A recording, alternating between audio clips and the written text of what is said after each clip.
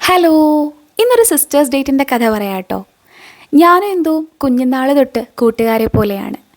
എനിക്കറിയാത്തതൊന്നും അവൾക്കോ അവൾക്കറിയാത്തതൊന്നും എനിക്കോ ഇല്ലെന്നുള്ളത് എനിക്ക് ചങ്കി തൊട്ട് പറയാൻ പറ്റും. കാര്യം 3 വയസ്സിൻ്റെ വ്യത്യാസമൊക്കെ ഉണ്ടെങ്കിലും ഞങ്ങൾ തമ്മിൽ ഒരു ഒളിവും മറയും ഉണ്ടായിട്ടില്ല, ഇനിയൊട്ടും ഉണ്ടാവുകയില്ല. നമ്മുടെയൊക്കെ ജീവിതത്തിൽ അങ്ങനെ ഒരാളെങ്കിലും ഉണ്ടാവണം.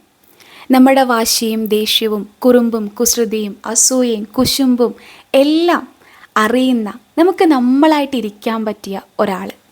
എൻ്റെ ജീവിതത്തിൽ ആ ഒരാൾ എൻ്റെ ഇന്ദുവാണ്.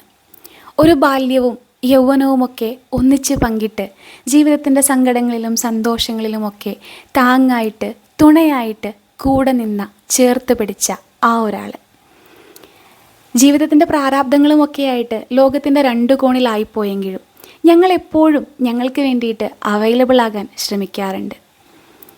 അപ്പോഴേ പറഞ്ഞു വന്ന എന്താന്ന് വെച്ചാൽ, ജീവിതത്തിൽ അങ്ങനെ ഒരാളെയെങ്കിലും ഒന്ന് സമ്പാദിച്ച് വെച്ചേക്കണം.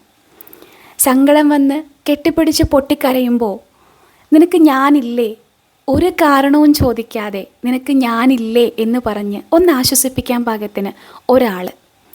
അങ്ങനെ ഒരാളുണ്ടെങ്കിൽ അതിപ്പോൾ സൗഹൃദമായിക്കോട്ടെ, കൂടപ്പിറപ്പായിക്കോട്ടെ, ആരുമായിക്കോട്ടെ, അങ്ങനെ ഒരാളെങ്കിലും നിങ്ങളുടെ ജീവിതത്തിലുണ്ടെങ്കിൽ നമ്മളൊക്കെ ഭയങ്കര റിച്ചാണെന്നേ.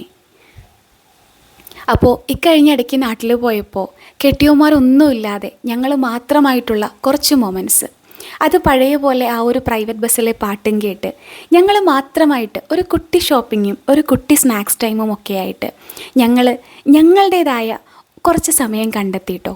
അതും ജീവിതത്തിൻ്റെ മുന്നോട്ടുള്ള പ്രയാണത്തിന് വളരെ ഇമ്പോർട്ടൻ്റ് ആണ്.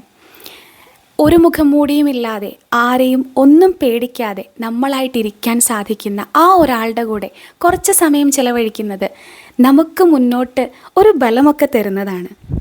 അപ്പോഴേ happy birthday Indoni, I love you so much. ഒത്തിരി സ്നേഹത്തോടെ സ്വന്തം ജിപ്സി.